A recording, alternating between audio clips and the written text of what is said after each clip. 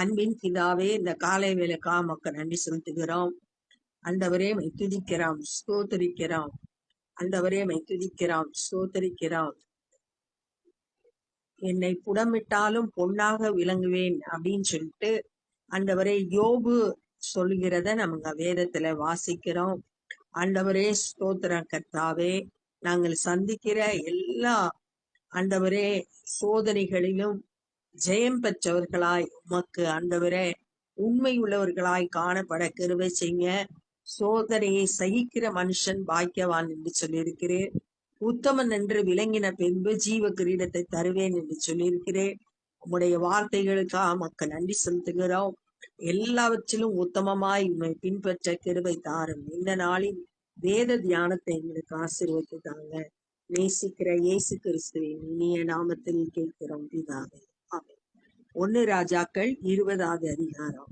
சீரியாவின் ராஜாவாகிய பெனதாத் தன் சேனைகள் எல்லாம் கூட்டிக் கொண்டு போய் சமாரியாவை முற்றுகை போட்டு அதன் மேல் யுத்தம் பண்ணினான்.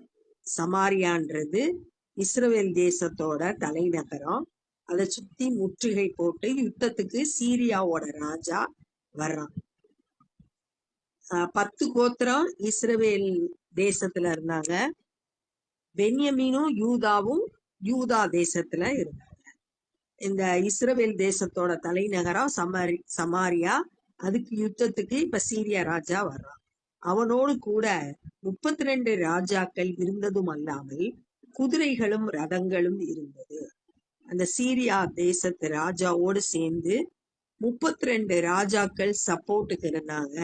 அவங்கிட்ட குதிரைகள் ரதங்கள் எல்லாம் இருந்தது. அவன் நகரத்துக்குள் இஸ்ரவேலின் ராஜாவாகிய ஆகாபின் இடத்தில் ஸ்தானாதிபதிகளை அனுப்பினேன். ஸ்தானாதிபதிகள்னா மெசஞ்சர். அவன்கிட்ட இருந்து செய்தியை கொண்டு வர்றதுக்கு ஆட்களை அனுப்புறான். உன்னுடைய வெள்ளியும் உன்னுடைய பொன்னும் என்னுடையது, உன்னுடைய ஸ்திரீகளும் உன்னுடைய குமாரருக்குள் சமர்த்தரானவர்களும் என்னுடையவர்கள் என்று பெனாதாத் சொல்லுகிறான் என்று அவனுக்கு சொல்ல சொன்னார். இப்போ ஒரு செய்தி வருது, உன் பொண்ணு வெள்ளி இதெல்லாம் என்னுடையது அப்படின்னு சொல்றான். பெண்கள் பிள்ளைகள் அவங்க எல்லாம் என்னுடையவர்கள் அப்படின்னு சொல்றான்.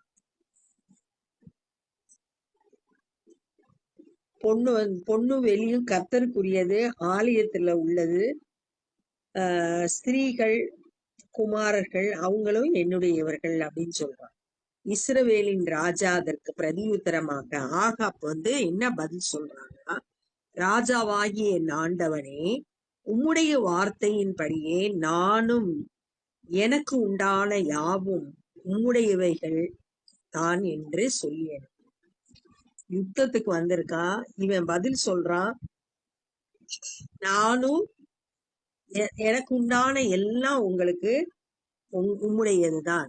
சரண்டர் ஆயிரம். இஸ்ரவேலின் ராஜா சீரியா தேசத்து ராஜா எல்லாம் உம்முடையது அப்படின்னு சொல்லிட்டு சொல்றான். யுத்தத்துக்கு அவன் ஆயத்தமா இல்ல. அப்படி பதில் சொல்லி அனுப்பிடுறான் யுத்தத்தை முடிக்கிறதுக்காக. அந்த ஸ்தானாதிபதிகள் திரும்பவும் பெனாதாத் சொல்லுகிறது என்னவென்றால், உன் வெளியையும் உன் பொன்னையும் உன் ஸ்திரீகளையும் உன் குமாரர்களையும் நீ எனக்கு கொடுக்க வேண்டும் என்று உனக்கு சொல்லி அனுப்பினேனே. ஆனாலும் முதல்ல சொல்லி அனுப்புனேன். இந்த முதல்ல சொன்ன செய்தியை சொல்லிட்டு, ஆனாலும் நாளை இந்நேரத்தில் என் ஊழியக்காரை உன்னிடத்தில் அனுப்புவேன். டைம சொல்றான். நாளைக்கு இதே நேரத்துல யார அனுப்புவேன் அப்படின்னு சொல்றான்னா, தன்னுடைய ஊழியக்காரரை அனுப்புவேன்.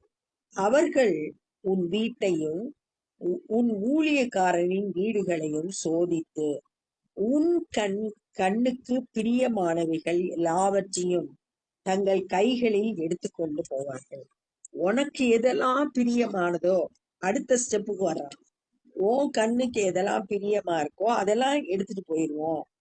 வீட்டையும் ஊழியக்காரரோட வீடுகளையும் உன்னுடைய ஊழியக்காரங்கள எல்லாரோட வீட்டுக்குள்ள நுழைஞ்சு அதுல சோதிச்சு உன் கண்ணுக்கு எது பிரியமா இருக்கோ அதெல்லாம் நான் எடுத்துருவேன். அவங்க அந்த ஊழியக்காரரை எடுத்துட்டு போயிடுவாங்கன்னு 2வது முறை செய்திய கொடுக்கிறார். அப்பொழுது இஸ்ரவேலின் ராஜா தேசத்தின் மூப்பரை எல்லாம் அழைப்பித்து, முதல் முறை தானா முடிவெடுத்து ஆகாப் பதில் சொல்லிடுறான், எல்லாம் உம்முடையது. ஆனா இப்ப அவன் யோசிக்க ஆரம்பிச்சான். இப்ப தன்னுடைய மூப்பர்களை, சபையில இருக்கிற தன்னுடைய தேசத்துல இருக்க மூப்பர்களை கூப்பிட்டு அவங்களோட பேசுறான். இவன் பொல்லாப்பு தேடுகிற விதத்தை கவனித்து பாருங்கள். என் ஸ்திரீகளையும் என் குமாரர்களையும் என் வெள்ளியையும் என் பொன்னையும் கேட்க அவன் என்னிடத்தில் ஆள் அனுப்பின போது நான் கொடுக்க மாட்டேன் என்று அவனுக்கு மறுக்கவில்லையே என்றான். முதல் முறை கேட்டதெல்லாம் நான் மறுக்கல, கொடுக்க மாட்டேன்னு சொல்லல, எல்லாத்தையும் சரின்னு சொன்னேன் அப்படின்னு சொல்லிட்டு அவன் சொல்லி அனுப்பின அந்த செய்திய மூப்பர்கள்ட்ட ஆகாப் சொல்றான். அப்பொழுது சகல மூப்பரும் சகல ஜனங்களும் அவனை பார்த்து, ராஜாவுக்கு இப்ப மூப்பர்களும் ஜனங்களும் சப்போர்ட்டா அந்த பிரச்சனைக்கு என்ன செய்யலாம் அப்படின்னு ஒரு தீர்வு காண்றாங்க. நீ அவனுக்கு செவி கொடுக்கவும் அவனுக்கு சம்மதிக்கவும் வேண்டாம் என்றார்கள். ஜனங்களும் சொல்றாங்க, அவன் என்ன சொல்றானோ அதை கேட்காத, அவனுக்கு சம்மதிக்காத. ஆதலால் அவன் பெனாதாத் ஸ்தானாதிபதிகளை நோக்கி, நீங்கள் ராஜாவாகிய என் ஆண்டவனுக்கு சொல்ல வேண்டியது என்னவென்றால், நீர் முதல் விசை உமது அடியாருக்கு சொல்லி அனுப்பின யாவும் செய்தேன், இந்த காரியத்தையோ நான் செய்யக்கூடாது என்று சொல்லுங்கள் என்றான். சொன்னதை செய்வேன், ஆனா ரெண்டாவது சொல்லி அனுப்பினத செய்ய முடியாது அப்படின்ற பதில தைரியமா ஆகாப் சீரியா ராஜாவான பெனதாத்துக்கு சொல்லி அனுப்பினான். ஸ்தானாதிபதிகள் போய் இந்த மறுமொழியை அவனுக்கு சொன்னார்கள். அப்பொழுது பெனதாத் அவனிடத்தில் ஆள் அனுப்பி, எனக்கு பின் செலுகிற ஜனங்கள் எல்லாரும் கைக்கு ஒரு பிடியாவது வாரிக்கொள்ள சமாரியாவின் தூள் போதுமானதாய் இருந்தால், என்ன சொல்றான்னா, நான் எனக்கு பின்னாடி வர்ற ஜனங்கள், யுத்தத்துல எனக்கு பின்னாடி வர்ற ஜனங்கள் ஒவ்வொருத்தரும் சமாரியாவில் உள்ள மண்ணை ஒரு பிடி கையில வாரிக்கொள்ள போதுமானதா இருந்தால், தேவர்கள் அதற்கு சரியாகவும் அதற்கு அதிகமாகவும் எனக்கு செய்ய கடவர்கள் என்று சொன்னான். இந்த மண்ணை கூட நாங்க அள்ளி கொள்ளுவோம், தூளை கூட. சமாரியான்றது இஸ்ரவேலின் தலைநகரம். அதுல இருக்கிற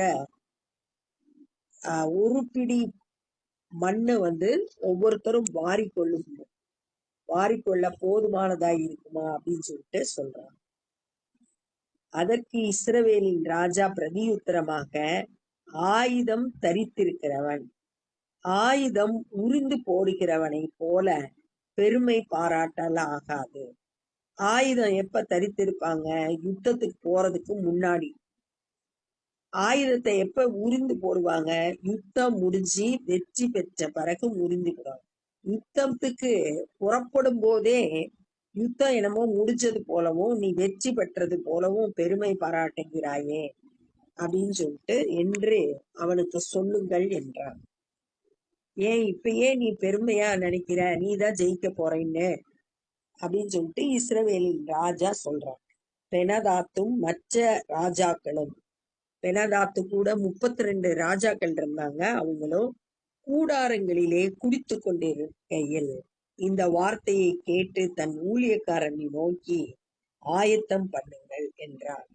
தன்னோட ஊழியக்காரங்கிட்ட பெனதாத்து சொல்றான், யுத்தத்துக்கு ஆயத்தப்படுங்க, போவோம் அப்படின்னு.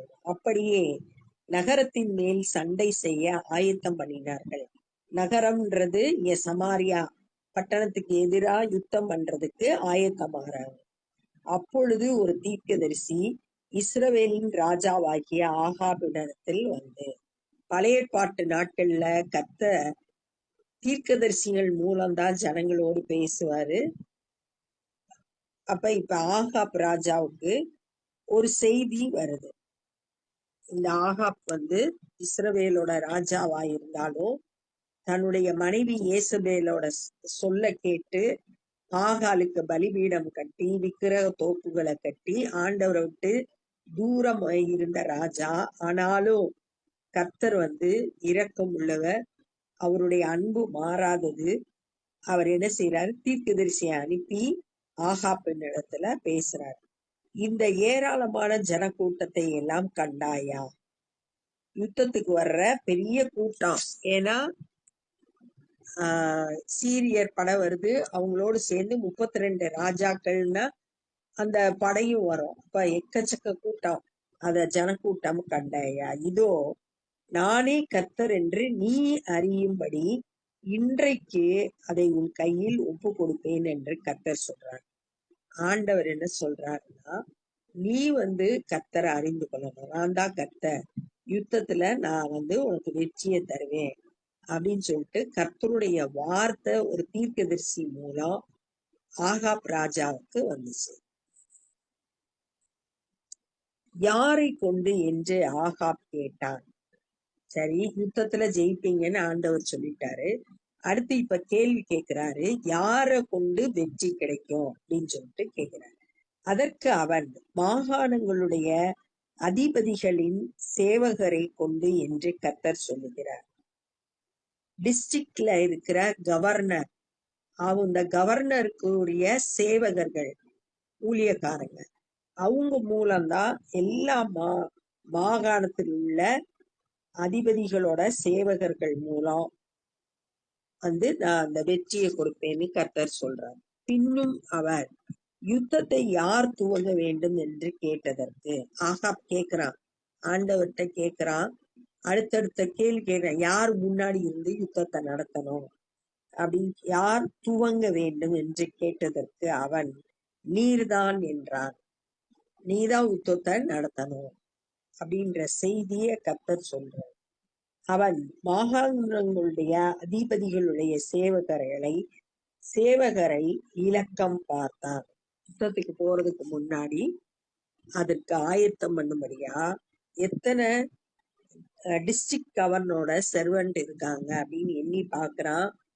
அவர்கள் 232 பேர். அவர்களுக்கு பின் இஸ்ரவேல் புத்திரராகிய சகல ஜனத்தின் இலக்கமும் பார்த்து 7000 பேர் என்று கண்டான். அதுக்கு பின்னாடி இந்த 232 பேருக்கு பின்னாடி இஸ்ரவேலோட இராணுவத்துல இருக்கிறவங்க எவ்வளவு பேர்னு எண்ணி பார்க்கிறான். 7000 பேர் அப்படின்றத பார்த்தான். அவர்கள் மத்தியான வேளையிலே வெளியே புறப்பட்டார்கள். இந்த கூட்டம், சேவகரோட கூட்டம், அடுத்து இராணுவத்தினரோட, இஸ்ரவேல் இராணுவத்தினருடைய கூட்டம், இவங்கள மத்தியான வேளையில வெளியே வந்தாங்க. பெனாதாத்தும் அவனுக்கு உதவியாக வந்த 32 ராஜாக்களும் ஆகிய மற்ற ராஜாக்களும் கூடாரங்களில் குடித்து வெறித்து கொண்டிருந்தார்கள்.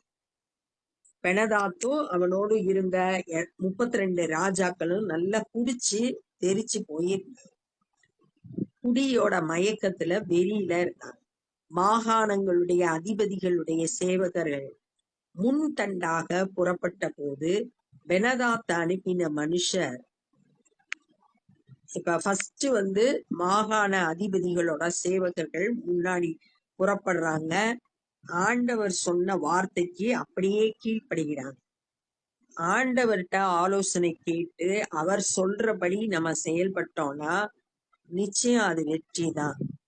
அந்த கீழ்ப்படிதல் வேணும். முதல்ல ஆண்டவர்கிட்ட ஆலோசனை கேட்கணும், அடுத்து அந்த வார்த்தைக்கு கீழ்ப்படியணும். கீழ்ப்படிஞ்சு இப்ப யுத்தத்துக்கு சேவகர்கள் புறப்பட்டு போறாங்க.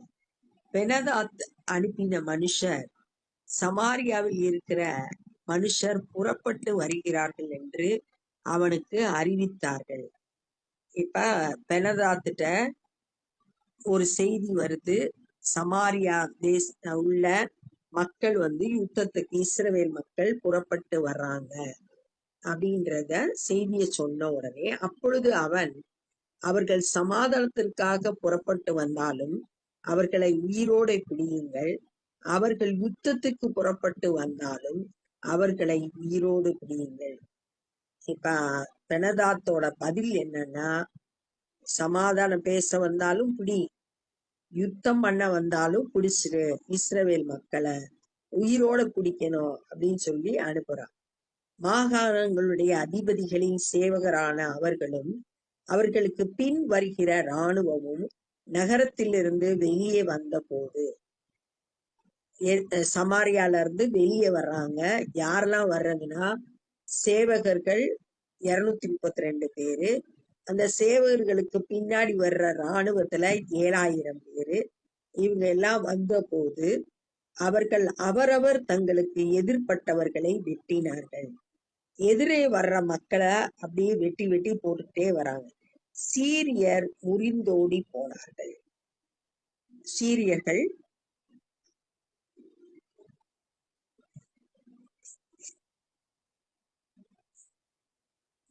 ஒரு நிமிஷம்.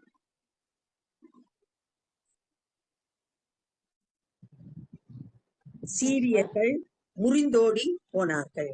இப்ப யார் ஜெயிச்சான்னா, இஸ்ரவேல் மக்கள் கர்த்தர் சொன்ன வார்த்தையின்படியே கர்த்தர் அவங்க இந்த சீரியரை இஸ்ரவேல் கையில ஒப்பு கொடுத்தார். முறிந்தோடி போனார்கள். இஸ்ரவேலர் அவர்களை துரத்தினார்கள்.